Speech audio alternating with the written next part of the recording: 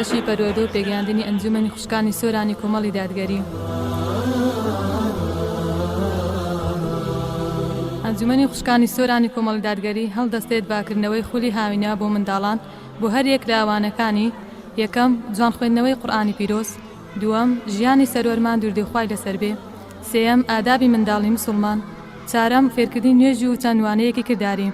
دایک و باوکی بەڕێز، بەلە بکە و ناوی منداڵەکەت تۆمار بکە، چونکە کات و ڕێژەی بەشداربوو دیاریکراوە. تێبینی خولەکە تایبەتە بە کچان.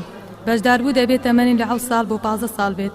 خولەکە لەلایەن مامۆستایانی ئافرە دەوترێتەوە بۆ سەرجەم وانەکان. هەفتەی 3 ڕۆژ دەبێت، ڕۆژانی شەممە و دووشەممە و چوارشەممە. شوێن: هۆڵی ئەنجومەنی خوشکانی سۆران، تەنیشت بانکی ئازادی، بەرامبەر ئەوقافی سۆران. بۆ زانیاری زیاتر و ناونووسین پەیوەندی بەم ژمارەوە بکەن: 0782 920 53 23.